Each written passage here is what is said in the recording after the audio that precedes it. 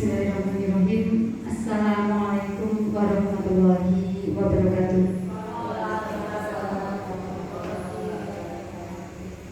Alhamdulillahilladzi hadana li hadza wa ma kunna linahtadiya laula an hadana Allah. Yang terhormat Bapak Kepala Sekolah SD Negeri 1 Luksono, Bapak Wahyu Handoyo, Sarjana Pendidikan. Yang kami hormati Bapak Ibu Guru dan segenap karyawan SD Negeri 1 Luksono yang berbahagia. Pada kesempatan kali ini, marilah kita pertama-tama mengucapkan puji syukur kehadirat Allah Subhanahu wa Ta'ala yang senantiasa melimpahkan kenikmatan kepada kita semua, sehingga kita dapat berkumpul di sini dalam acara pemahaman dan penerapan budaya positif di sekolah. Bapak Ibu yang kami hormati, dalam kesempatan ini Ibu Laila Ilmayat dan istrinya, Sarjana Pendidikan, akan menyampaikan tentang pemahaman dan penerapan budaya positif di sekolah tersebut yang nantinya akan memberikan dampak positif kepada seluruh warga sekolah SD Negeri 1 Luksono ini. Saya sebagai moderator akan membacakan susunan acara pada siang hari ini, yaitu yang pertama pembukaan, yang kedua pemaparan, yang ketiga tanya jawab, dan yang terakhir penutup. Marilah Bapak Ibu kita buka acara desiminasi ini dengan umul kitab Al-Fatihah. A'udzu billahi minasyaitonir rajim. Bismillahirrahmanirrahim.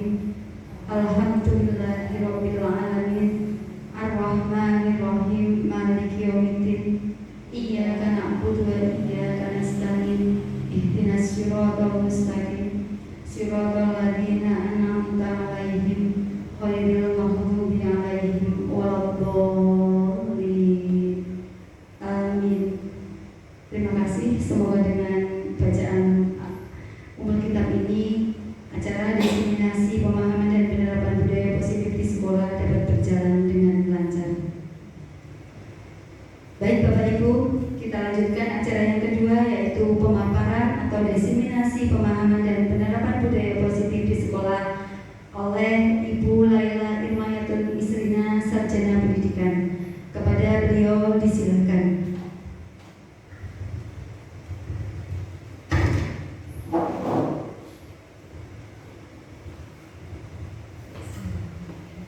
Assalamualaikum warahmatullahi wabarakatuh. Alhamdulillahilladzi hadana li hada wa ma kunna linahtadiya laula an hadana Allah. Puji syukur kehadirat Allah Subhanahu wa Ta'ala atas limpahan rahmat taufik hidayahnya kepada kita semua, sehingga pada kesempatan siang hari ini kita semua dapat berkumpul tanpa adanya halangan suatu apapun dalam keadaan sehat walafiat. Sholawat serta salam marilah senantiasa kita sanjungkan kepada junjungan kita Nabi Agung Muhammad Sallallahu Alaihi Wasallam yang senantiasa kita nantikan syafaatnya di yaumil qiyamah. Allahumma amin. Yang pertama, kami ucapkan terima kasih yang setulus-tulusnya kepada Bapak Wahyu Handoyo, Sarjana Pendidikan, selaku Kepala SD Negeri 1 Luksono, atas segala kesempatan, segala dukungan yang telah diberikan kepada kami, sehingga dalam kesempatan ini saya dapat melakukan acara desiminasi budaya positif di sekolah. Kemudian kepada rekan-rekan semua, kami ucapkan terima kasih yang setulus-tulusnya pada rekan-rekan yang selalu memberikan support, yang selalu mendukung dalam setiap kegiatan yang kami laksanakan sebagai rangkaian pendidikan kami dalam menempuh program Guru Penggerak Angkatan 9. Tanpa adanya dukungan, tanpa adanya support dari teman-teman semua yang telah rela meluangkan waktunya di siang hari ini, acara pada siang hari ini tentunya tidak dapat terlaksana dengan baik. Maka dari itu kami ucapkan terima kasih kepada rekan-rekan yang telah menyempatkan waktunya dalam mengikuti acara pada siang hari ini. Bapak Ibu yang kami hormati, Acara diseminasi kali ini saya akan menyampaikan tentang modul 1.4, yaitu penerapan budaya positif sebagai rangkaian dalam program pendidikan guru penggerak yang sedang saya jalani saat ini. Mudah-mudahan dengan adanya kegiatan tersebut nanti akan memberikan dampak yang baik, memberikan dampak yang positif yang bisa bersama-sama kita terapkan dalam rangka perbaikan menuju arah yang lebih baik sehingga bisa menghasilkan peserta didik yang memiliki jiwa positif.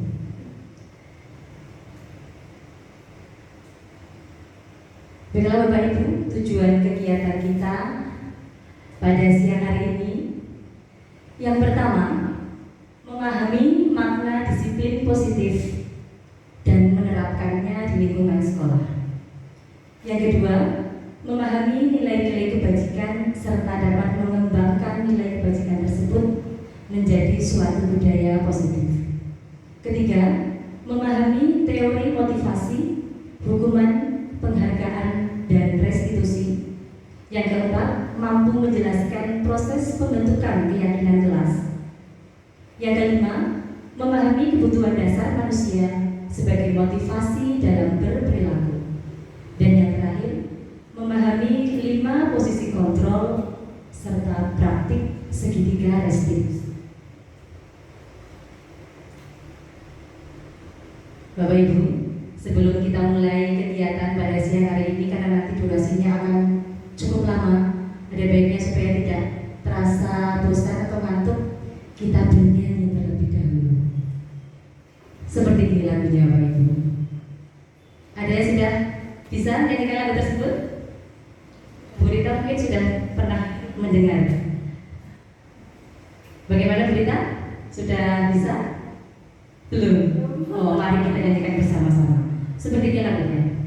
Tepuk jari 1, tepuk jari 2, tepuk jari 3, tepuk jari 4, tepuk jari 5, berbunyi semua.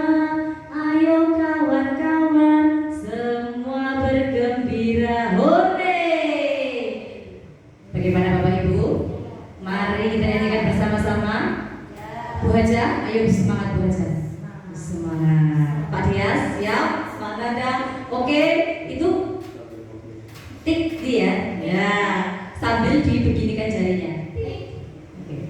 1, 2, 3. Tepuk jari 1, tik. Tepuk jari 2, tik. Tepuk jari 3, tepuk jari 4, tepuk jari 5, berbunyi semua.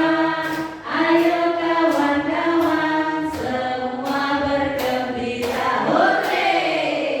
Terima kasih Bapak Ibu, mudah-mudahan sudah tidak mengantuk lagi. Kita lanjutkan Bapak Ibu. Oke, pembahasan kita yang pertama, kita akan mempelajari. Saya akan menjelaskan tentang modul yang saya pelajari di modul 1.4. Yang pertama yaitu disiplin positif dan nilai-nilai kebajikan universal.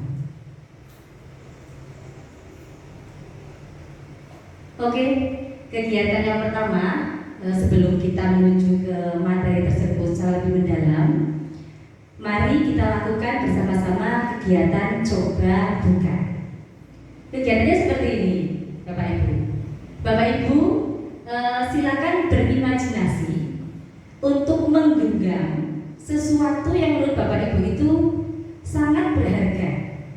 Sesuatu yang sangat berharga itu bisa berwujud misalkan uang atau barang yang itu sangat berharga di kehidupan Bapak Ibu. Kemudian mintalah atau persilahkanlah rekan di sebelahnya untuk membuka genggaman tangan Bapak Ibu. Kemudian lakukan secara bergantian. Misalkan begini, ya, Bu Reni dan Bu Ambar. Bu Reni, silakan Bu Reni mengepalkan atau menggenggam tangannya Bu Reni yang di dalamnya ini tersembunyi sesuatu yang sangat berharga untuk Bu Reni. Kemudian Bu Ambar, silakan lakukan apapun yang bisa membuat Bu Reni membuka genggaman tangan tersebut.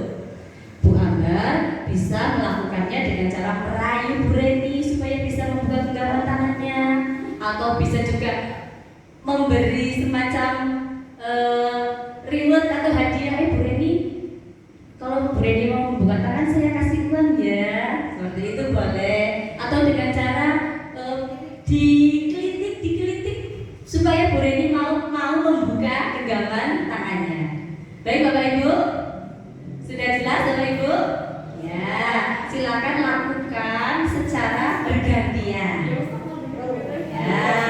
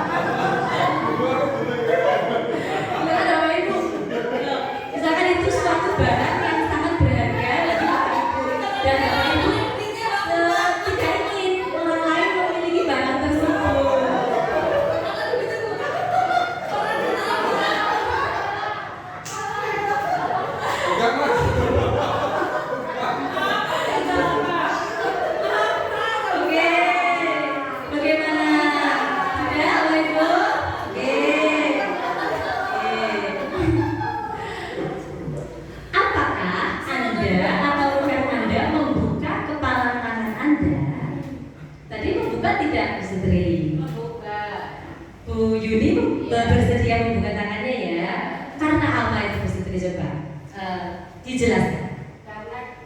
Karena dia terlalu geli, semua kritik-kritik itu. Oh, jadi Bu Setri berhasil membuka genggaman tangan Bu Yuni karena Bu Yuni geli, tidak tahan dikritik oleh Bu Setri. Kalau Bu Rita bagaimana, Bu Rita? Saya tidak berhasil membuka tangannya. Tidak berhasil membuka tangannya karena apa? Karena genggaman tangannya sangat kuat sekali. Bahkan saya dikit-dikit pun tidak mempan. Mungkin sudah coba diiming-imingi dengan sesuatu, Bu Rita? Kalau Bu Rita bagaimana, Bu Rita? Apakah bersedia membuka genggaman tangannya? Tidak bisa. Tidak berhasil karena apa? Karena sangat kencang. Udah saya udah pakai uang bukan. Mungkin perlu ditambah nominalnya bulan. Pak Dias tadi mencoba permen itu tidak? Dengan mana ya? Bagaimana hasilnya Pak Dias? Mudah sekali. Karena Pak Nanda begitu pasrah, jadi mudah dibuka. Ini Pak Dias ambil saja, ambil sikat. Oke Bapak Ibu, kita lanjutkan. Ya, sekarang apakah Anda atau rekan Anda menutup kepalan tangan Anda? Mengapa? Apa alasan Anda atau rekan Anda tetap menutup kepalan tangan Anda? Tadi dari beberapa jawaban yang saya dapatkan, berarti kita bisa memperoleh sebuah kesimpulan. Tadi Bu Hajah tidak rela membuka kepalan tangannya karena tekadnya begitu kuat untuk mempertahankan apa yang dimilikinya. Sesuatu yang sudah jadi miliknya tidak boleh dimiliki oleh orang lain. Tadi Bu Yuni mampu membuka kepalan tangannya karena Bu Yuni tidak tahan geli. Kemudian Bu Ambar juga tampaknya tadi tidak berhasil karena Bu Reni menggenggam tangannya begitu kuat. Maka dari itu, apa yang bisa kita simpulkan Bapak Ibu? Dalam kita memegang kendali itu, siapa yang bisa memegang kendali dalam diri kita? Kita sendiri atau orang lain Bapak Ibu? Kita sendiri. Kitalah yang menjadi penentu, pemegang kendali apa yang bisa kita lakukan. Berarti pada akhirnya bisa tidak orang lain itu mengontrol perilaku kita? Pada dasarnya tidak bisa, karena satu-satunya orang yang dapat mengontrol perilaku kita adalah kita sendiri. Begitu Bapak Ibu, esensi atau kesimpulan dari permainan genggam tangan yang tadi sudah kita laksanakan.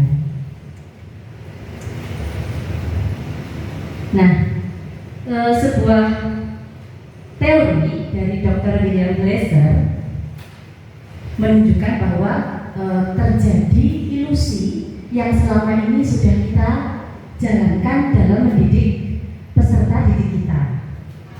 Yang pertama yaitu ilusi guru mengontrol murid. Kalau murid kita terkadang susah untuk diatur, kemudian kita berusaha untuk memberi penekanan bahwa kamu harus dapat melakukan ini, kamu tidak boleh begini, kamu tidak boleh begitu. Pada dasarnya bisa tidak kita mengontrol murid-murid kita, Bapak Ibu? Sepertinya bisa ya, sepertinya bisa.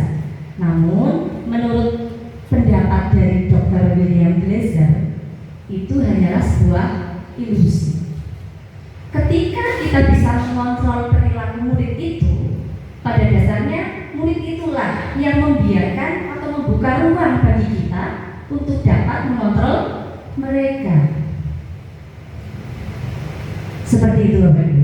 Jadi itu menunjukkan sebuah ilusi bahwa kita bisa mengontrol perilaku orang lain.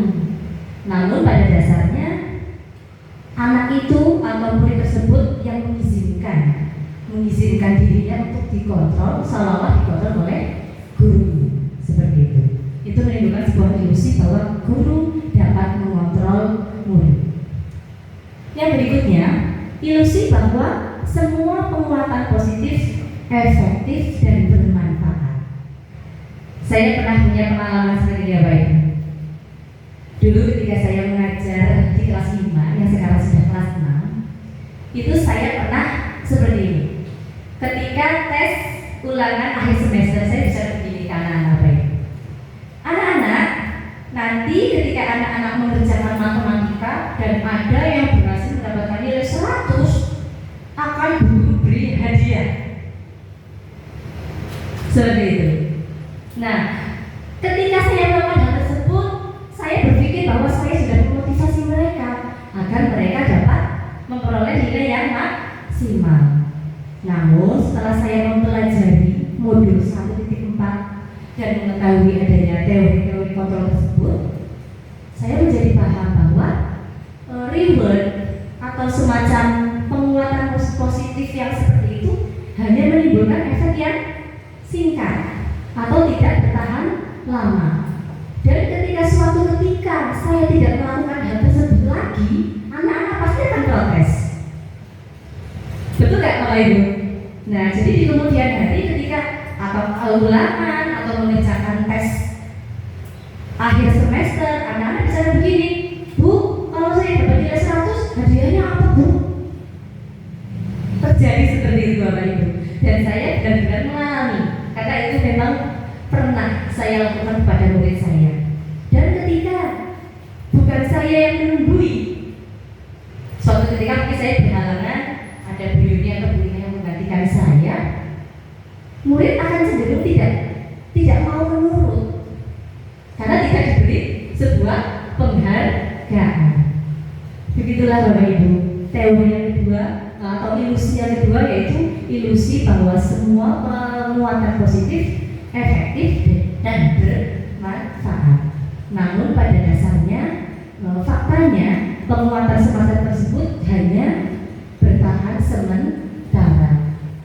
Karena itu berasal dari motivasi eksternal, motivasi untuk dia mendapatkan kesenangan, dia mendapatkan penghargaan, bukan dari motivasi internal dari dalam diri anak tersebut.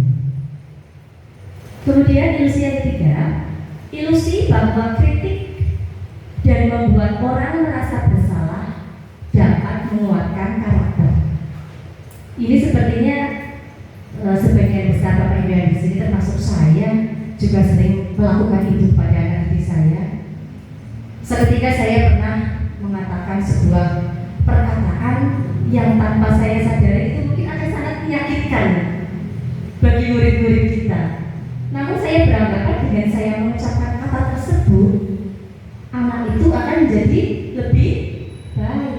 Tanpa kita sadari, ucapan atau kritik membuat perasaan anak merasa bersalah itu akan masuk jauh ke dalam alam bawah sadar mereka, dan itu pasti akan terkenal dalam jangka waktu yang lama. Nah ini Bapak Ibu, ilusi yang terakhir, ilusi bahwa orang dewasa memiliki hak untuk memaksa. Kenyataannya, boleh tidak kita sebagai orang dewasa itu memaksa orang lain? Pada dasarnya itu tidak baik, ya Pak Ibu, tidak baik untuk kita lakukan, karena pemaksaan itu sifatnya jangka pendek, dan ketika kita tidak melakukannya lagi di perbuatan yang lain, pasti kondisinya akan sama seperti sebelum kita melakukan pemaksaan. Begitu Bapak Ibu. Kemudian perubahan paradigma stimulus respon menjadi sebuah teori kontrol. Nah itu Bapak Ibu, perbedaan dari stimulus respon menjadi sebuah teori kontrol. Yang pertama, realita bahwa kebutuhan kita adalah sama, padahal kenyataannya kebutuhan kita berbeda-beda. Semua orang melihat hal yang sama. Menurut teori kontrol, setiap orang memiliki gambaran yang berbeda-beda. Kita mencoba mengubah orang agar berpandangan sama dengan kita. Kita berusaha memahami pandangan orang lain tentang dunia. Seperti ini Bapak Ibu. Ketika kita akan menutup seluruh permukaan bumi ini dengan selembar daun, pasti tidak akan bisa. Akan tetapi, ketika selembar daun itu kita tempelkan di kedua mata kita, pasti akan berbeda keadaan. Begitulah cara pandang yang seharusnya kita lakukan, bahwa semua orang itu punya pandangan yang berbeda. Pandangan kita terhadap dunia pendidikan, pandangan kita terhadap dunia pastilah berbeda-beda. Perilaku buruk dilihat sebagai suatu kesalahan. Menurut teori kontrol, semua perilaku mempunyai tujuan. Orang lain bisa mengontrol saya. Hanya Anda atau hanya saya sendiri yang bisa mengontrol diri saya.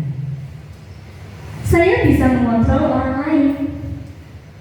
Saya tidak bisa mengontrol orang lain. Pemaksaan ada pada saat bujukan gagal.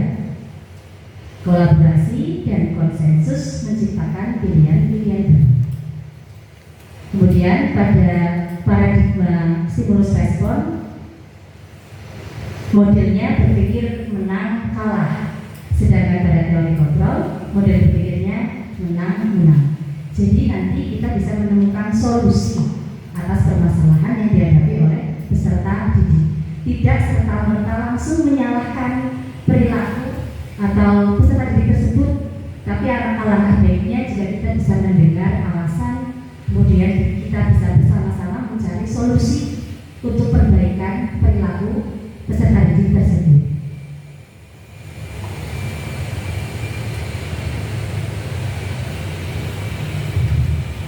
Bapak Ibu, menciptakan lingkungan belajar yang positif itu merupakan tugas dari kita bersama, dan itu tertuang dalam tujuan pendidikan nasional. Lingkungan belajar yang positif berawal dari penerapan disiplin di sekolah. Kalau Bapak Ibu mendengar kata disiplin, itu sebenarnya sebuah kata-kata yang menyeramkan ya Bapak Ibu. Disiplin itu kita biasa mengasumsikan dengan sesuatu yang sulit, dengan sesuatu yang melelahkan. Nah, disiplin di sekolah ini sumbernya dari mana dulu kalau menurut Bapak Ibu? Ketika kita sudah bisa menerapkan disiplin di sekolah, yang terlebih dahulu harus kita disiplinkan itu siapa Bapak Ibu? Diri kita sendiri. Diri kita sendiri. Ketika diri kita sudah bisa untuk menerapkan perilaku disiplin, barulah kita bisa menularkannya pada lingkungan sekitar. kepada teman sejawat, kepada peserta didik. Dan dari kebiasaan disiplin itu akan menumbuhkan suatu budaya positif yang itu akan sangat mendukung bagi kemajuan pendidikan di sebuah lingkungan belajar. Nah, kalau menurut Bapak Ibu, apa itu makna disiplin? Kalau menurut Mas Nanda sendiri, kalau menurut Mas Nanda, disiplin itu apa? Menurut saya disiplin itu menaati segala peraturan yang ada. Taat terhadap aturan, taat terhadap tata tertib. Kalau Pak Dia sendiri punya pendapat yang lain tentang makna disiplin? Sama ya, menaati peraturan. Ada pendapat lain Bapak Ibu? Disiplin itu taat aturan, taat perilaku. Mari kita lihat. Ya. Disiplin berasal dari bahasa Latin disiplina, yang artinya belajar. Kalau menurut bahasa, disiplin itu tidak berhubungan dengan perilaku harus taat, tata tertib, taat perilaku tidak. Kalau menurut bahasa, artinya adalah belajar. Nah, sekarang kita melihat pandangan dari Ki Hajar Dewantara. Untuk menciptakan murid yang merdeka, diperlukan disiplin diri. Disiplin yang muncul dari motivasi internal. Dari perkataan tersebut bisa kita asumsikan begini Bapak Ibu. Dalam hal ini, belajar dalam artian kita bisa mengontrol diri kita. Kita bisa mengontrol perilaku kita agar sesuai dengan aturan atau sesuai dengan nilai-nilai kebijakan, nilai kebajikan yang sudah berlaku di masyarakat pada umumnya. Disiplin diri juga mempelajari bagaimana cara kita mengontrol diri dan bagaimana menguasai diri untuk memilih tindakan yang mengacu pada nilai-nilai yang kita hargai.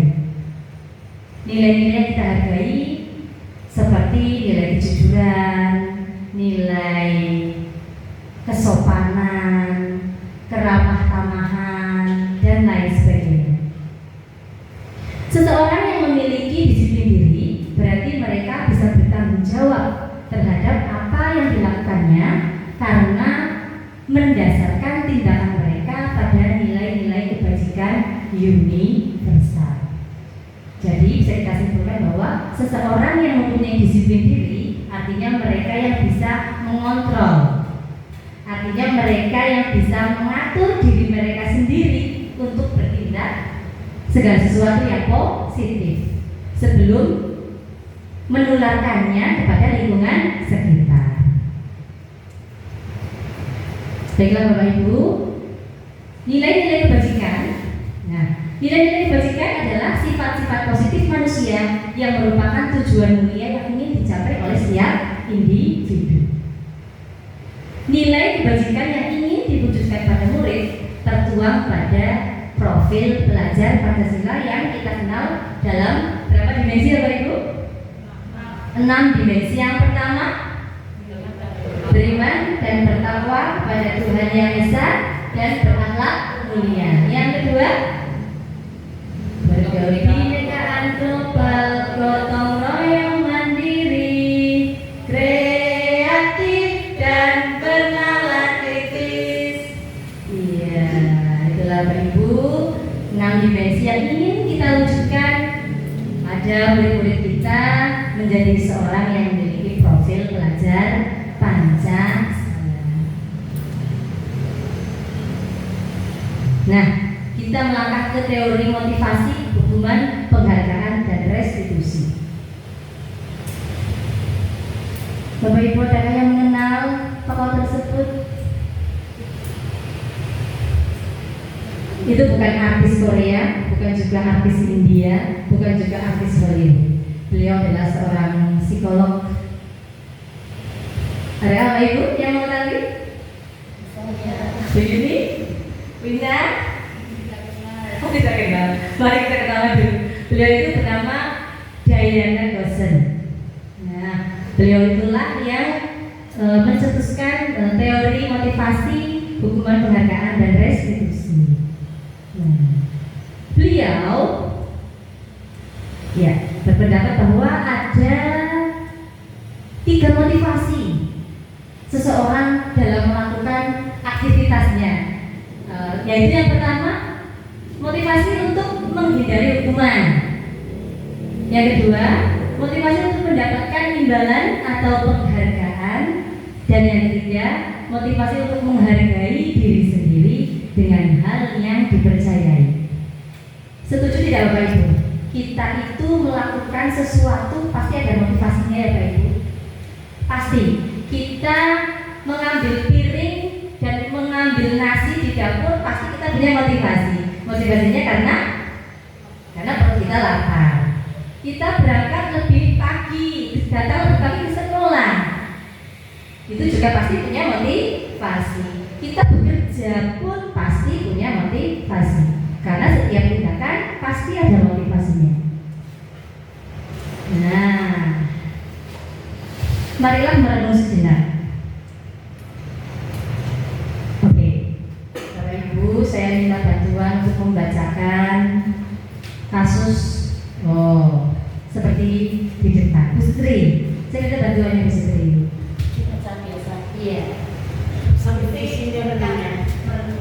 Sebagai seorang guru, saat Anda hadir mengajar di kelas tepat waktu, motivasi apakah yang mendasari tindakan Anda? Apakah Anda datang tepat waktu karena tidak ingin ditegur oleh atasan Anda dan kemudian mendapat surat peringatan, atau menghindari ketidaknyamanan dan hukuman, atau Anda ingin mendapatkan pujian dari atasan Anda dan mendapat penghargaan sebagai karyawan atau guru berprestasi, atau mendapatkan imbalan atau penghargaan dari orang lain, atau Anda ingin menjadi orang yang menghargai waktu, menghargai diri Anda sendiri sebagai teladan bagi murid-murid Anda karena Anda dipercaya. Tindakan Anda sebagai guru akan dicontoh oleh murid-murid Anda, atau menghargai nilai-nilai diri sendiri. Manakah motivasi yang paling kuat mendasari tindakan Anda, atau bahkan kombinasi dari 2 motivasi atau bahkan ketiga-tiganya? Baik. Terima kasih Bu Sri. Bapak Ibu silakan dijawab pertanyaan tersebut. Ketika Bapak Ibu tindak di sekolah tepat waktu, itu motivasi apa yang paling dominan muncul dalam diri Bapak Ibu? Atau ataukah yang pertama karena ingin menghindari hukuman, karena takut nanti di absen terus terlambat gitu ya, kemudian dipanggil? Nah, atau yang kedua ingin mendapatkan penghargaan dari atasan Bapak Ibu, atau yang terakhir karena Bapak Ibu ingin menghargai diri sendiri. Ketika saya berangkat lebih awal, otomatis nanti murid saya melihat, nah nanti mereka bisa meniru perilaku kita sehingga bisa hadir sebelum pelajaran dimulai. Silakan Bapak Ibu. Bu Haja, monggo Bu Haja. Motivasi mana yang Bu Haja itu? Terima kasih. Mungkin kalau saya pribadi yang ketiga, menghargai waktu. Tapi terkadang saya sendiri sebagai seorang ibu itu kalau pagi itu penuh dengan drama karena anak saya masih kecil. Tapi ketika saya berangkat lebih pagi, memang dalam hati saya itu senangnya begini, anak-anak saya sudah pergi ke sekolah semuanya, saya bisa bekerja, hati saya jadi bahagia. Yang kedua dan ketiga itu memang ada, tapi tidak dominan. iya, terima kasih. Ya, Pak Bu Haja, bagaimana Bu Yuni? Bu Yuni menjawab. Terima kasih Bu. Saya juga ada motivasi datang tepat waktu itu karena tidak ingin ditegur. Ya. Jadi tentang absen ya Bu, saya datang ke sini sebelum jam 7.15 itu karena ada presensi yang harus diperwis. Ya walaupun kalau saya datang tepat waktu itu membuat anak-anak saya itu supaya mencontoh saya gitu Bu, memberikan teladan. Jadi kalau anak-anak saya ada yang terlambat, mungkin mereka juga melihat dari saya sendiri Bu ya. Mungkin saja. Baiklah, terima kasih Bu Yuni Bu Haja yang sudah berpendapat tentang motivasi yang paling dominan ketika Bapak Ibu harus datang tepat waktu. Memang kalau datang tepat waktu itu seperti saya sendiri membutuhkan usaha yang tidak biasa. Namun ketika kita bisa datang tepat waktu sebelum pembelajaran dimulai, kita sudah mempersiapkan segalanya, itu merupakan sebuah kepuasan karena kita bisa yang pertama menghargai waktu, yang kedua kita juga bisa memberikan teladan bagi murid-murid kita supaya meniru apa yang sudah kita lakukan. Ya, kasus selanjutnya saya mau minta bantuan Bu Reno Bu Amber ya untuk membaca kasus Bu Reni.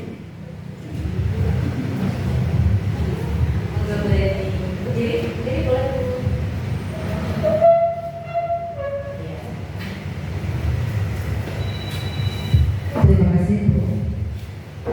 Studi kasus Iva kurang menguasai pelajaran matematika, sehingga pada saat pelajaran tersebut berlangsung, dia lebih banyak berdiam diri atau menggambar di buku pelajarannya.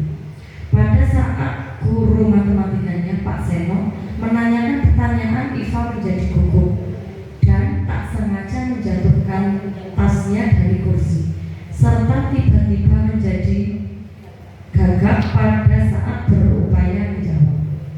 Seluruh kelas pun tertawa melihat perilaku Iva yang berbicara tergagap dan terkejut tersebut. Pak Seno pada saat itu membiarkan teman-teman Iva menertawakan Iva yang tergagap dan malu luar biasa, dan malahan minta Iva untuk maju ke depan dan berdiri di depan kelas sambil menunjuk hidungnya karena tidak bisa menjawab pertanyaan Pak Seno. Kelas semakin gaduh dan anak-anak pun tertawa melihat Iva di depan kelas memegang ujung hidungnya. Terima kasih Bu Leni yang sudah membacakan sebuah kasus. Bapak Ibu, pernahkah Bapak Ibu mengalami hal tersebut dulu ketika Bapak Ibu mengenyam pendidikan mungkin di SD, SMP atau SMA? Pernah. Dan apakah peristiwa tersebut masih terkenang hingga saat ini? Masih terkenang. Pada dasarnya otak kita itu lebih mampu menyimpan memori-memori yang negatif, karena ternyata memori negatif itu akan terkenang sampai kapanpun Bapak Ibu. Apalagi itu pada anak didik kita yang usianya masih relatif dini, anak usia SD. Nah, mari kita bahas, apakah Anda setuju dengan tindakan Pak Seno terhadap Iva? Mengapa? Setuju atau tidak, Bapak Ibu? Kalau guru seperti Pak Seno itu mungkin sebuah refleksi guru zaman dahulu ya Bapak Ibu. Kalau guru yang di era sekarang, saya yakin tidak akan melakukan hal tersebut. Tidak setuju ya Bapak Ibu? Alasannya apa Bapak Ibu? Bapak Seno meminta Iva untuk maju, kemudian menunjuk hidungnya, ditertawakan oleh teman-teman sekelas. Akan menjadi apa? Tindakan Pak Seno terhadap Iva itu akan dikenang oleh Iva sepanjang masa, sebagai memori yang buruk ya dari gurunya itu. Kemudian di sini Pak Seno berarti dia tidak bisa melihat bakat seseorang, kemampuan seseorang itu kan tidak sama. Jadi dengan menunjuk hidung itu Pak Seno sudah mempermalukan anak itu. Memori yang buruk yang akan terkenang selama hidupnya mungkin ya. Terima kasih Bu Yudi, jawaban yang luar biasa. Ya, kita menuju ke yang berikutnya. Menurut Anda, tindakan Pak Seno terhadap Iva adalah sebuah hukuman atau konsekuensi? Hukuman atau konsekuensi?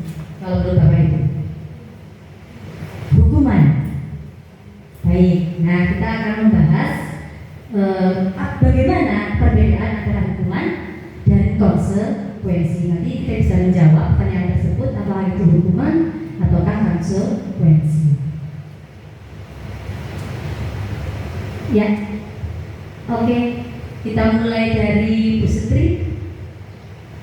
Mencatat 100 kali di dalam buku kalimat "saya tidak akan terlambat lagi karena terlambat ke sekolah". Kalau menurut Bu Setri, itu hukuman atau konsekuensi?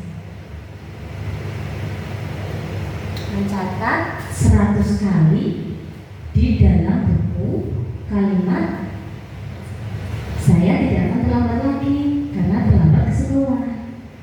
Kalau menurut Bu Setri, itu merupakan hukuman atau konsekuensi? Konsekuensi. Mari kita lihat jawabannya. Ya, betul. 100 untuk Bu Setri, tepat. Yang kedua, Bu Yuni, lari mengelilingi lapangan basket 2 kali karena terlambat habis di sekolah. Hukuman. Mari kita. Iya, betul. 100. Lihat Pak Nanda membersihkan coretan yang dibuatnya di meja tulis. Konsekuensi. Iya, betul Pak Nanda. 100. Pak Dias. Ya, lari. Ini cocok dengan guru olahraga ini biasanya. Suruh anak push up. Murid diminta untuk push up 15 kali karena tidak menggunakan masker ke sekolahnya. Kalau Pak Dias, itu hukuman atau konsekuensi? Hukuman. Mari kita lihat. Betul, Pak Dias. 100 untuk Pak Dias. Lanjut. Bu Reni, menggantikan kertas tugas teman yang telah dicoret-coret.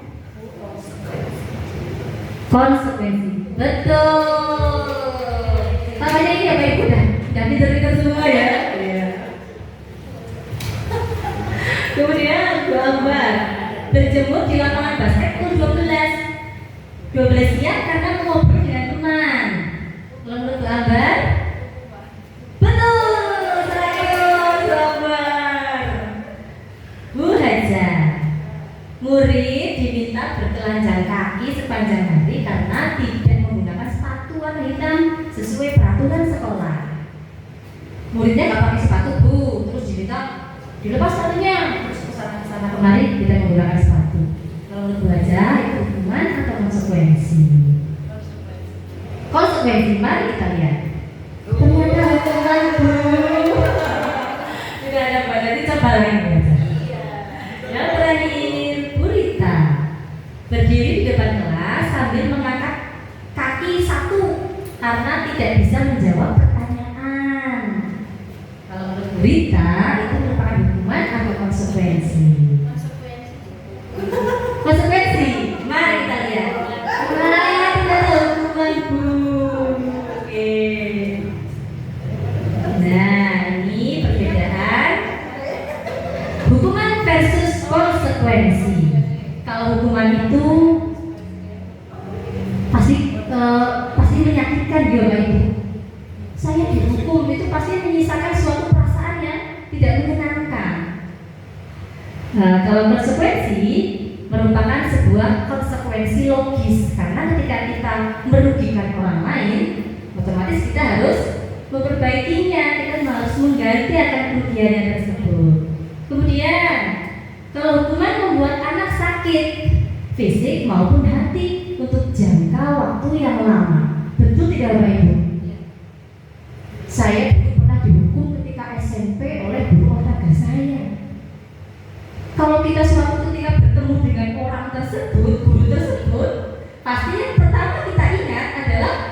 kemampuannya dulu ketika menghukum saya, dan itu akan memberikan efek jangka panjang. Nah, kalau ini konsekuensi membuat anak merasa tidak nyaman, tetapi dalam jangka waktu yang relatif pendek.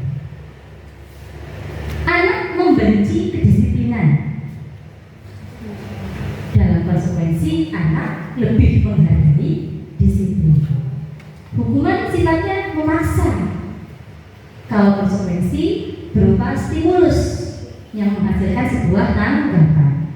Jika pada hukuman mendorong anak untuk menyakiti diri sendiri, apa yang mereka inginkan dan bagaimana mereka harus memperlakukan orang lain. Jadi restitusi itu kita lebih banyak berdialog dengan pelaku atau dengan anak, dan kita mencari solusi yang terbaik agar anak tersebut tidak menjadi sebuah anak yang gagal, anak yang tidak diterima lagi oleh kelompoknya. Kita memperbaiki hal tersebut supaya dia bisa kembali diterima oleh kelompoknya. Kalau kita sendiri ya Bapak Ibu, kita sendiri sebagai orang yang dewasa, ketika kita melakukan suatu kesalahan, kita pasti merasa dalam diri kita, saya begitu jelek ya, saya gagal, dan pasti merasa bersedih karena telah melakukan suatu kesalahan. Dan itu apabila terjadi dalam peserta didik kita dan kita membiarkan hal itu terjadi, bisa jadi anak tersebut akan kehilangan motivasinya. Anak tersebut tidak akan mengetahui kesalahan saya di mana dan bagaimana saya memperbaiki kesalahan tersebut, apa yang bisa saya lakukan supaya saya bisa memperbaiki perilaku tersebut. Nah, restitusi itu bisa menjawab semua kegalauan kita sebagai peserta didik dalam menghadapi murid-murid kita di sekolah dengan berbagai macam permasalahan yang pasti sangat beragam. Nah, Bapak Ibu,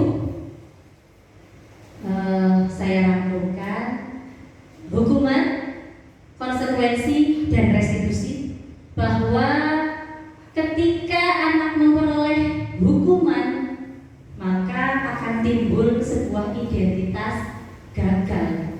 Mereka akan merasa tidak nyaman, tidak memperoleh keadilan, merasa takut, dan akan sangat membenci suatu peraturan. Namun apabila anak sudah menyadari adanya konsekuensi dan restitusi, tentunya mereka akan menjadi seorang yang lebih bertanggung jawab dan dapat mencari perbaikan tentang kesalahan yang sudah dia lakukan.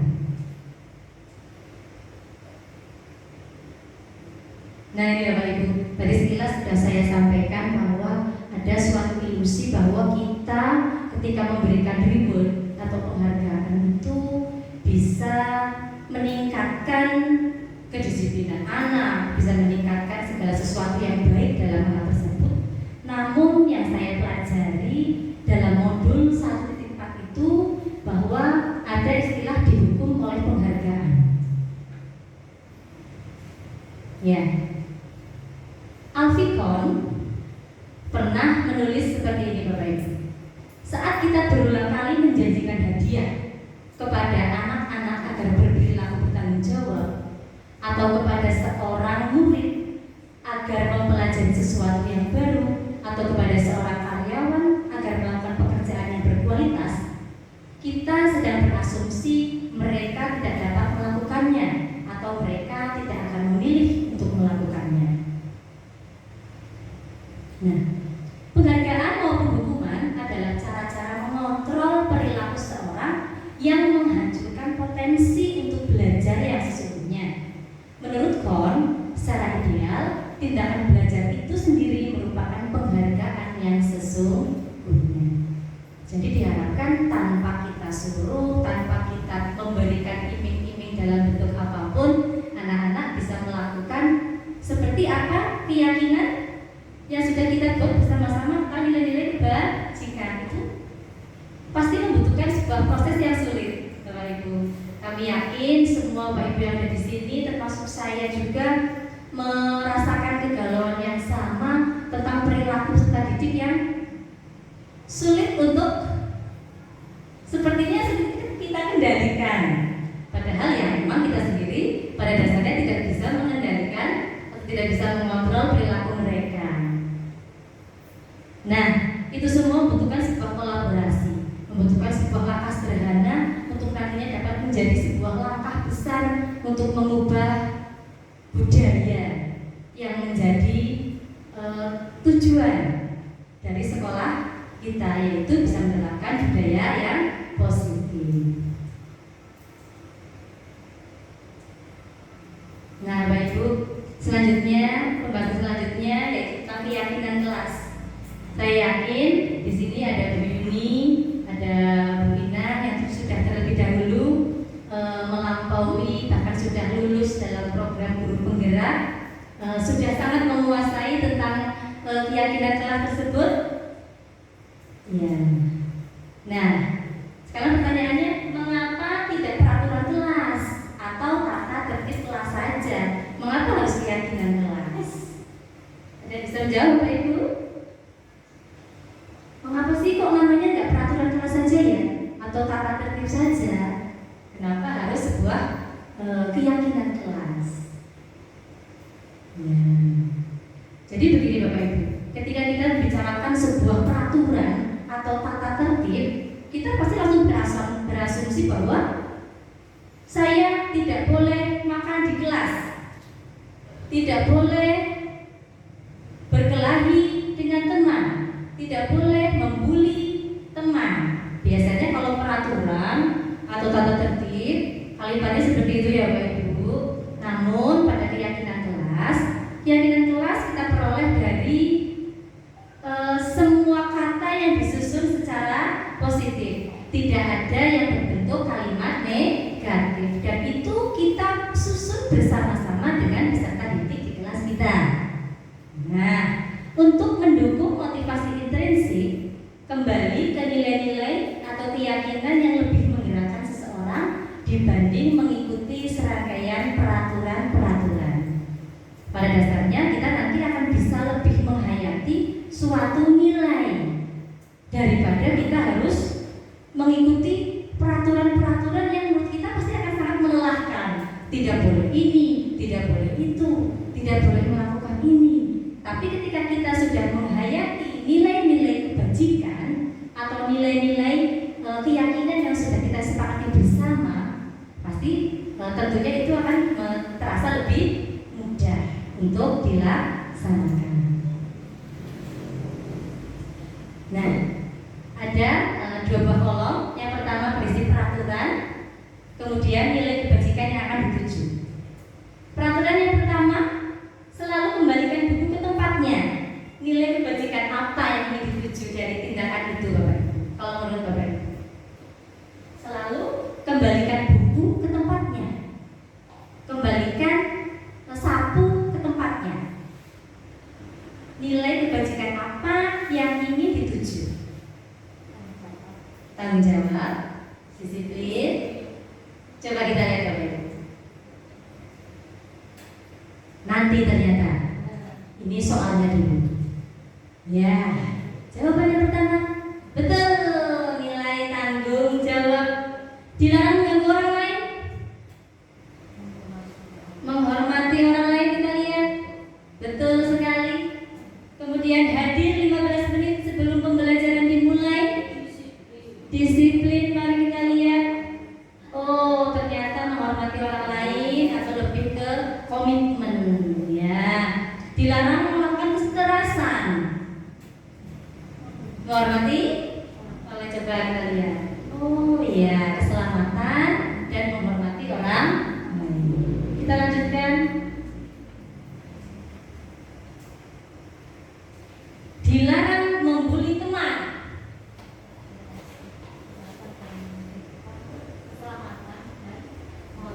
Coba kita lihat Ibu. Iya, menghormati orang lain. Tidak membuang sampah sembarangan. Kalau menjaga kebersihan, betul, coba kita lihat. Oh iya, kebersihan dan kesehatan. Tidak makan di dalam kelas waktu pelajaran. Coba kita lihat bersama. Tertib. Nilai ketertiban yang terakhir, jangan berlarian di kelas atau di koridor. Tidak boleh berlarian. Baik, nilainya nilai kebajikan yang dituju yaitu keselamatan. Ya. Berikutnya, ya Bapak Ibu, gambar tersebut merupakan serangkaian kegiatan yang kami laksanakan dengan peserta didik kami ketika kemarin kami menyusun sebuah keyakinan kelas. Memang di kelas ini belum ada keyakinan kelasnya karena dulu saya membuat kesepakatan kelas. Ternyata dari kesepakatan kelas tersebut kita lebih spesifik ke nilai-nilai kebajikan yang ingin dituju dalam bentuk sebuah keyakinan kelas. Ini langkah pertama, saya mempersilakan bagi murid saya untuk menuliskan dalam stick note tata tertib atau peraturan yang sudah kita sepakati bersama. Kemudian setelah ditempelkan semua 40 anak, kami kelompokkan berdasarkan masing-masing. Misalkan begini, dilarang mengejek, tidak boleh membuli, tidak boleh mengolok-olok, itu kami kelompokkan jadi satu. Kemudian tentang ketertiban juga kami kelompokkan. Nah, setelah dikelompokkan, kemudian kita tarik kesimpulan dari kalimat-kalimat yang anak-anak buat ini. Pastinya masih banyak yang menggunakan kalimat negatif, Bapak Ibu. Tidak boleh membuli teman, tidak dilarang membuang sampah sembarangan. Itu kalimat tersebut kita jadikan menjadi kalimat positif. Ini kalimat negatifnya ya Bapak Ibu. Tidak boleh membuli teman, tidak membuang sampah sembarangan. Kalau tidak boleh membuli teman, kalimatnya jadi seperti apa Bapak Ibu? Menghormati sesama teman, tidak membuang sampah sembarangan, buanglah sampah pada tempatnya. Nah, dari kalimat tersebut kemudian diperoleh suatu keyakinan kelas, yaitu saling menghargai, menjaga kebersihan, menjaga ketertiban. Nah, ini masuk ke dalam nilai-nilai kebersihan. Dan kemarin dengan bantuan Ibu Yuni, anak-anak membuat poster tentang keyakinan tersebut di Chromebook. Kemudian mereka unduh dan hasilnya dikirimkan ke saya. Nah, ini saya dapatkan jawaban-jawaban dari anak-anak sesuai dengan keyakinan kelas yang mereka yakini. Nah, sekarang kita SPG dulu ya Bapak Ibu. Monggo kali diunjuk, silakan diunjuk hidangan ala kadarnya. Iya. Boleh kita sambil santai Bapak Ibu. Nah, kita sambil santai sambil diunjuk hidangan boleh. Nah, ice breaking-nya saya punya sebuah permainan namanya Samson dan Delila. Iya. Samson dan Delila. Bapak Ibu sudah ada yang mengenal ya? Ya. Samson. Iya, posisinya karena saling membelakangi ya Bapak Ibu. Membelakangi begini, terus tangannya saling memegang begini ya. Nah, kalau nanti saya berikan aba-aba 1, 2, 3, Bapak Ibu akan langsung berbalik, langsung memerankan sebagai Samson atau sebagai Delila atau sebagai singa. Nah, nanti lawannya apa? Kalau Bapak Ibu Samson, lawannya Delila berarti salah, gitu ya. Kalau Bapak Ibu jadi Delila, lawannya singa, berarti yang singa. Nah, begitu? Oke, mari Bapak Ibu berdiri dulu Bapak Ibu. Kalau sekiranya terlalu sempit bisa untuk bergeser. Bu Ina sini Bu Ina. Bebas.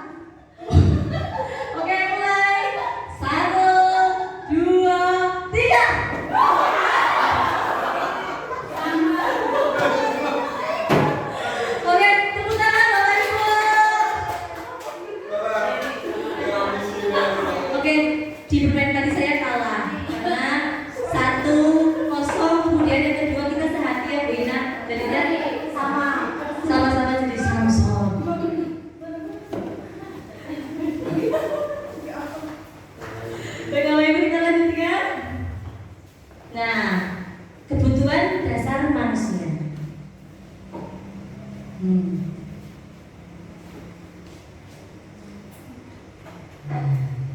Ini ada Bu Ambar.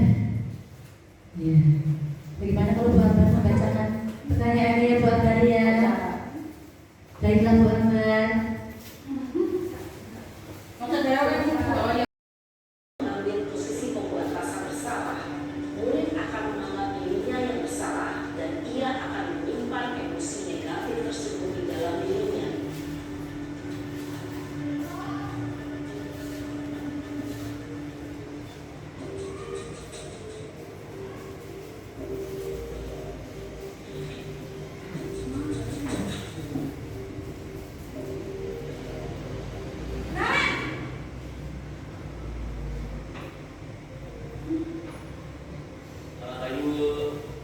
Wah, sudah jam berapa ini nak? Terlambat lagi ya saya. Iya Bu, habis ibu saya mau bangunkan saya Bu. Kamu malah menyalahkan ibu kamu. Kamu bukannya anak yang larinya paling kencang. Kok terlambat sih? Iya Bu, saya memang lambat bangun tadi. Jadi biarpun saya lagi kencang, tetap gak kekejar Bu. Ya sudah sana. Nanti lain kali larinya lebih kencang lagi ya. Biar gak terlambat lagi. Bikin seneng ibu. Demi ibu. Bisa kan? Bisa Bu.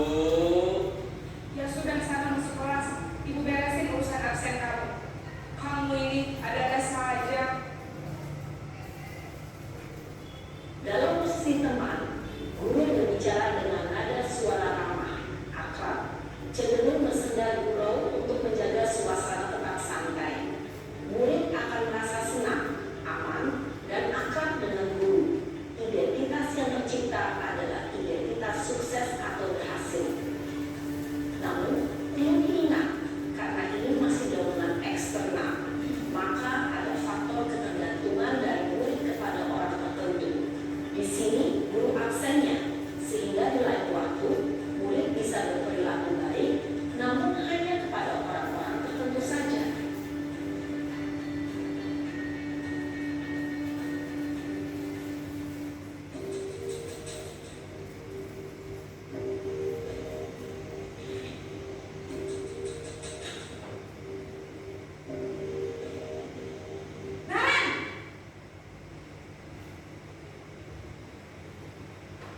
Selamat pagi Bu. Naren, apa peraturan sekolah kita tentang jam berapa kita harus masuk sekolah, nak? Kita harus di sekolah jam 7 Bu. Iya betul, sekarang sudah jam 7.20. Naren sudah tahu konsekuensinya jika terlambat hadir. Paham Bu, saya harus tinggal kelas pas jam istirahat selama 20 menit. Iya benar, konsekuensinya demikian. Jadi nanti jam 9.30 pas istirahat, kamu harus tinggal di kelas, kerjakan tugas tambahan untuk ketertinggalan kamu, ya? Baik Bu. Posisi pemantau mengandalkan penghitungan atau data untuk mengontrol murid. Guru mengarahkan murid berdasarkan peraturan dan konsekuensi. Seorang pemantau menunjukkan bahasa tubuh dan ekspresi wajah yang datar dan cenderung formal.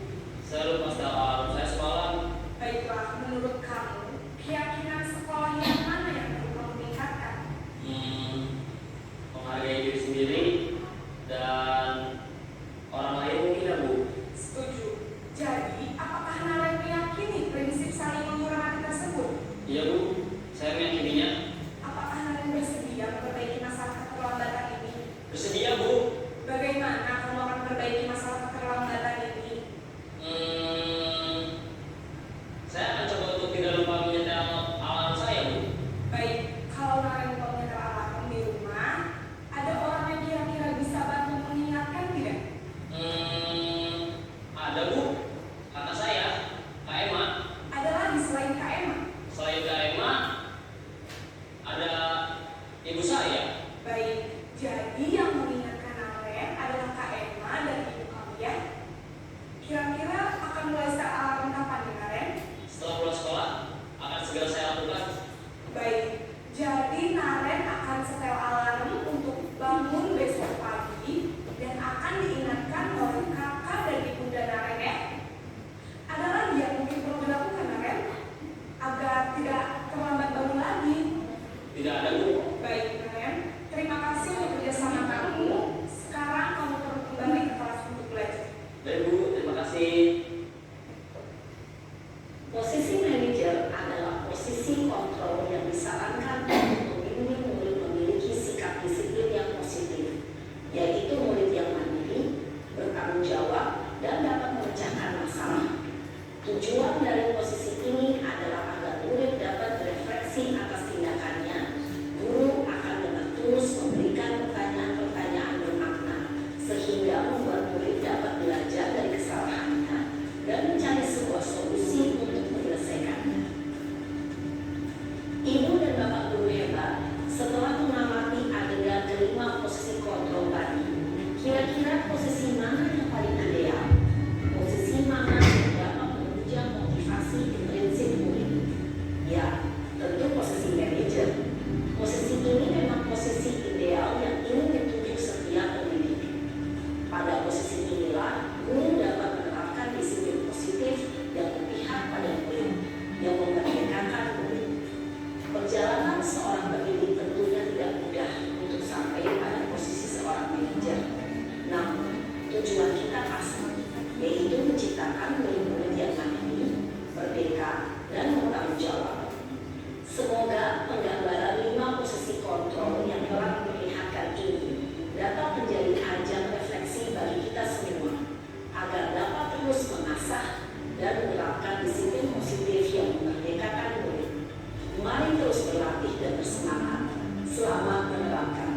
Salam dan bahagia, Ibu dan Bapak guru hebat.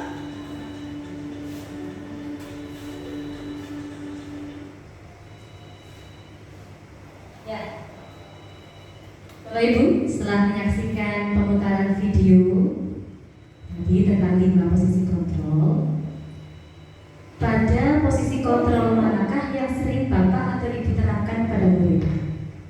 Posisi mana Bapak Ibu? Penghukum, teman, apalagi tadi Bapak Ibu? Pembuat rasa bersalah, pemantau, atau seorang manajer yang biasa kita terapkan, yang kita lakukan kepada murid-murid kita selama ini ya Bapak Ibu. Kalau saya sendiri biasanya menjadi penghukum ya Bapak Ibu ya. Kemudian pembuat rasa bersalah juga iya Bu, dan sebagai teman ya. Padahal setelah kita menyaksikan penayangan video tadi, posisi yang paling ideal untuk kita terapkan kepada para murid kita agar mereka mampu menyadari, agar mereka dapat menerapkan nilai-nilai kebajikan, yaitu posisi mana Bapak Ibu? Seorang manajer. Tentunya untuk memperoleh posisi tersebut kita bukanlah suatu langkah yang mudah. Kita harus berusaha menjadi orang yang lebih sabar, begitu ya Bapak Ibu. Nah, itulah yang saya sendiri pun sedang belajar untuk sampai ke situ. Nah ini, menurut Bapak Ibu, posisi kontrol manakah yang paling tepat untuk mewujudkan disiplin positif murid? Manajer. Nah, restitusi atau 5 posisi kontrol merupakan suatu usaha untuk mewujudkan budaya positif di sekolah. Tentunya perlu usaha bersama seluruh pemangku kepentingan untuk mewujudkan hal tersebut. Nah, itu di pembahasan yang terakhir yang saya pelajari pada modul 1.4 tersebut adalah tentang segitiga restitusi. Nah, ini Bapak Ibu, dalam langkah restitusi sebenarnya langkah tersebut saya yakin semua yang ada di sini sudah pernah melakukannya kepada murid. Hanya saat itu kita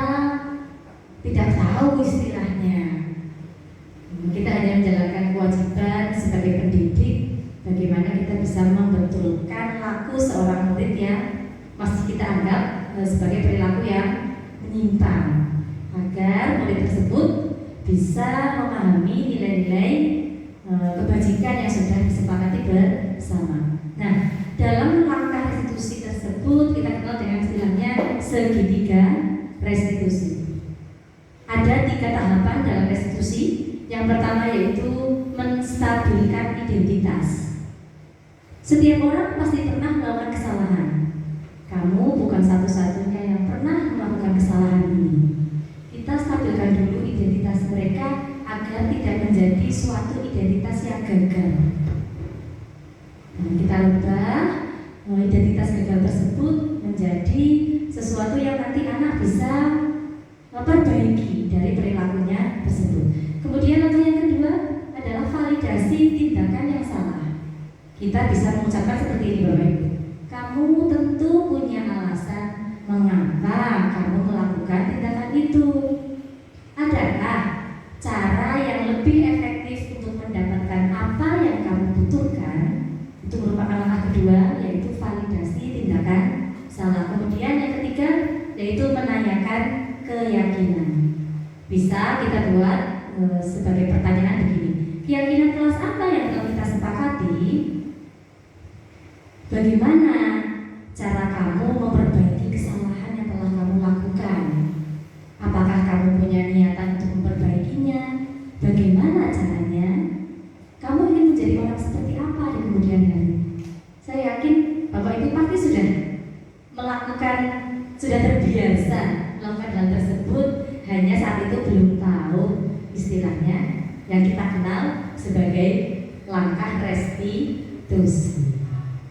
Apakah semua langkah ini harus kita lakukan secara berurutan, Bapak Ibu? Bagaimana Bapak Ibu? Ataukah ketiga-tiganya harus kita lakukan? Ya, jawabannya adalah tidak, Bapak Ibu.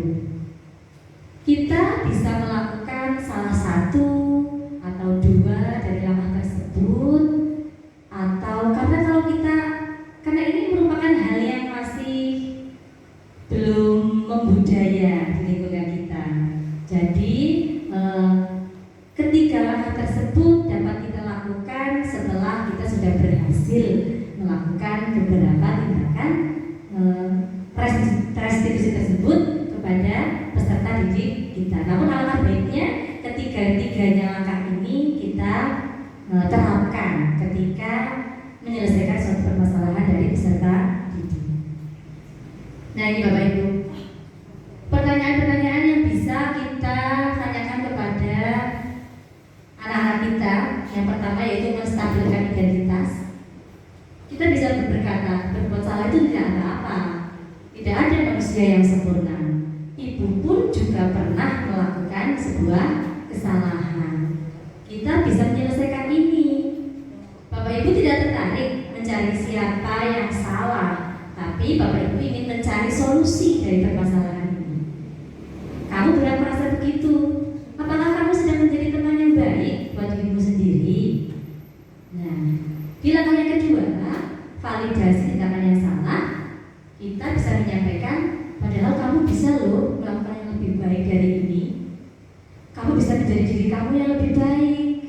Mengapa melakukan hal seperti itu? Kamu pasti punya alasan mengapa melakukan hal itu. Kamu patut bangga pada dirimu sendiri karena kamu telah melindungi sesuatu yang penting buat kamu. Kamu boleh mempertahankan sikap itu, tapi kamu harus menambahkan sikap yang baru. Nah, ini Bapak Ibu yang terakhir, kita menanyakan keyakinan. Apa yang kita percaya sebagai kelas atau keluarga? Apa nilai umum yang kita sepakati? Bayangkan, apa bayangan kita tentang kelas yang ideal? Kamu mau jadi orang seperti apa? Ketika kita sudah berhasil menerapkan restitusi terhadap peserta didik kita, saya yakin, saya optimis bahwa tidak ada permasalahan peserta didik yang tidak bisa kita selesaikan.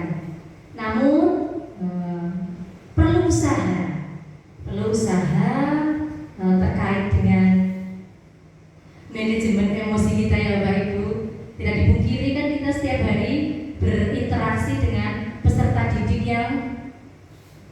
Ibu kelas 1, kelas 2 punya tingkat stres yang lebih dibanding kelas-kelas yang lain. Nah, tidak ada salahnya bagaimana kalau kita menerapkan langkah-langkah restitusi kepada peserta didik kita. Nah, bisa jadi artis Bapak Ibu. Kemarin ada sebuah kasus dan saya dituntut untuk menyelesaikan kasus itu melalui langkah restitusi. Sebenarnya tidak perlu saya tayangkan ya Bapak Ibu ya. Ditayangkan saja. Oke.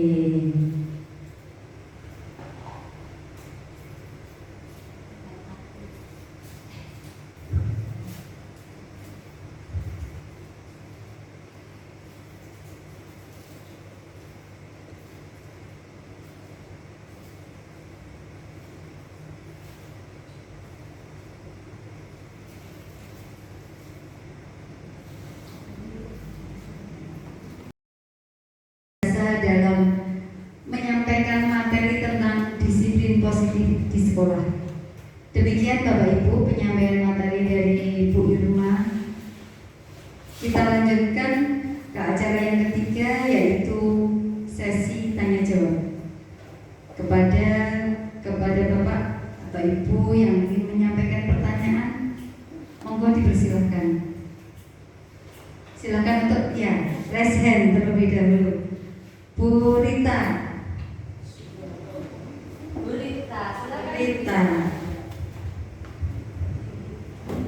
Terima kasih. Saya sangat tertarik dengan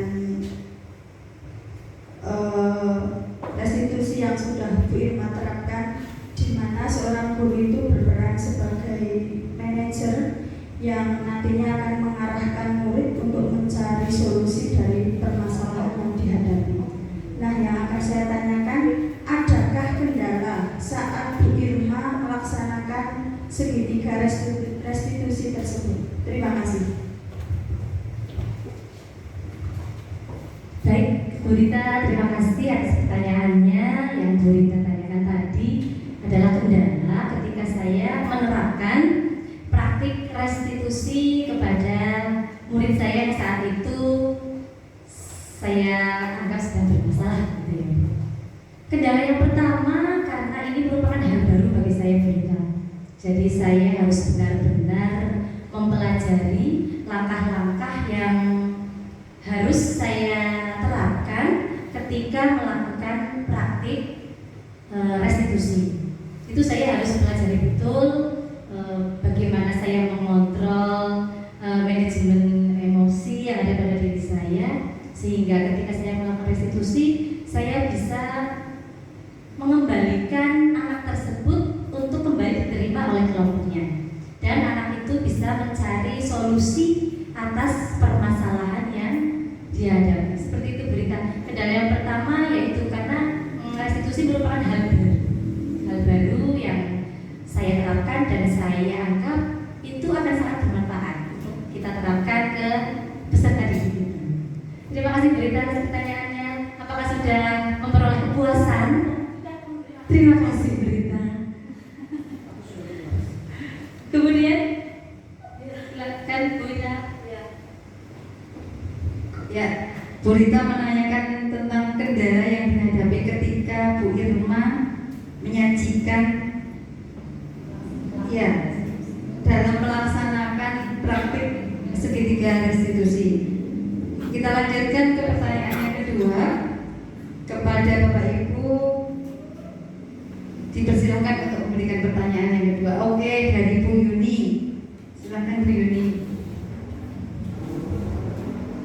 Terima kasih waktu yang saya minta, Bu Irma. Ini pertanyaan saya tentang keyakinan kelasku. Jadi di awal tahun pelajaran ini saya sudah berusaha buat keyakinan kelas bersama anak-anak seperti yang Bu Irma lakukan tadi. Jadi dari kesepakatan kelas mereka, kemudian sudah dihasilkan keyakinan kelas dengan kata-kata yang positif. Namun dalam pelaksanaannya, kenyataannya itu anak-anak saya belum sepenuhnya melaksanakan hal Jadi masih ada keyakinan kelas itu yang tidak mereka laksanakan. Mungkin saya bisa mendapatkan solusi atau apa yang harus saya lakukan dari Bu Irma supaya anak itu bisa melaksanakan keyakinan kelas tersebut dan mendapatkan kelas yang nyaman dan aman. Gitu. Terima kasih. Terima kasih Bapak Ibu. Yang pertanyaan yang tadi Bu Yuni utarakan seperti halnya mungkin yang sedang saya alami saat ini. Ketika kita sudah menyusun sebuah kesepakatan kelas itu sudah kita susun kembali menjadi sebuah keyakinan kelas, namun pada praktiknya, pada kenyataannya anak-anak masih saja tetap berperilaku yang di luar nilai-nilai yang sudah kita sepakati bersama Bapak Ibu. Itulah tugas dari kita sebagai seorang pengajar pendidik untuk tidak henti-hentinya mengingatkan mengingatkan anak-anak, membimbing anak-anak, memberikan teladan kepada mereka untuk selalu bertindak sesuai dengan norma, sesuai dengan nilai-nilai yang sudah kita sepakati bersama.